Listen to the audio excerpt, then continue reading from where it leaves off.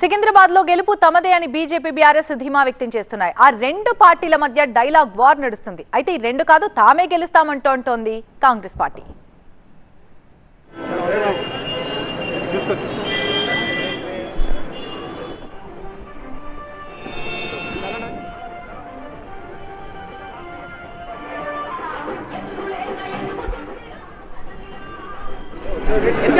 Group photo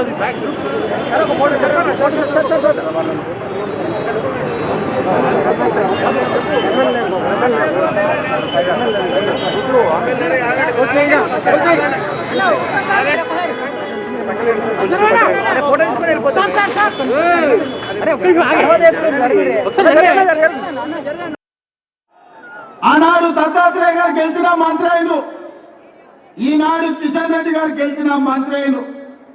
నేను అడుగుతున్నా, Bharatiya Janata party గెలిచినప్పుడు మంత్రి అయితే ఈ హైదరాబాద్ నగరానికి, ఈ సికింద్రాబాద్ నగరానికి తెచ్చింది ఏంది అని నేను అడుగుతున్నా.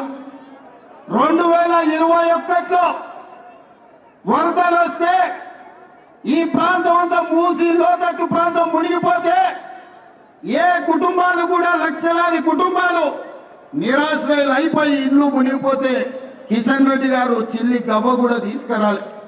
ఆనాడు హోంశాఖ మంత్రిగా డిజాస్టర్ మేనేజ్మెంట్ ఆయన చేతిలో ఉన్న సికింద్రాబాద్ కు చిల్లి గవ్వ దేలే.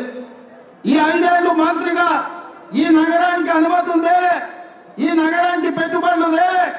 ఈ నగరానికి వస్తున్న పెట్టుబడులను నరేంద్ర మోడీ బెదిరించి గుజరాత్ కు తీసుకెళ్తుంటే అడ్డుకునే ప్రయత్నం కూడా కిషన్ రెడ్డి చేయలే.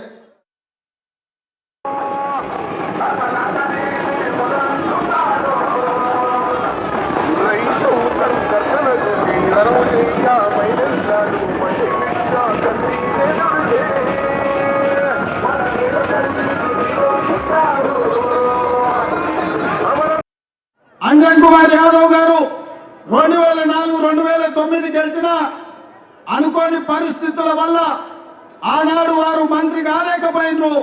2009లో వారి మంత్రి అయ్యే కొద్ది రోజుల ముందే డాక్టర్ వైఎస్ రాజశేఖర రెడ్డి గారు చనిపోవడం వల్ల మిత్రుడు అంజన్ కుమార్ యాదవ్ గారికి అన్యాయం జరిగింది. ఎప్పుడైనా సికింద్రాబాద్ నుంచి ఏ పార్టీ గెలుస్తుందో ఆ పార్టీ అధికారంలోకి వచ్చిన చరిత్ర ఈ సికింద్రాబాద్ కు ఉన్నది. అందుకే ఆ నమ్మకంతో, ఆ విశ్వాసంతో, మా కాలం ఆశీర్వాదంతో ఖచ్చితంగా సికింద్రాబాద్ లో కాంగ్రెస్ పార్టీ గెలవబోతుంది. కేంద్రంలో మన ప్రభుత్వం రాబోతుంది. దానం నాగేందర్ కేంద్ర ప్రభుత్వంలో అత్యంత కీలకమైన భూమిక పోషించబోతున్నాడు. నాది బాధ్యత, సికింద్రాబాద్ నుంచి గెలిపించే బాధ్యత మీది. ఢిల్లీలో పెద్ద బాధ్యత ఇప్పించే బాధ్యత నాది అని చెప్పి నేను ఈ సందర్భంగా తెలియజేస్తున్నా.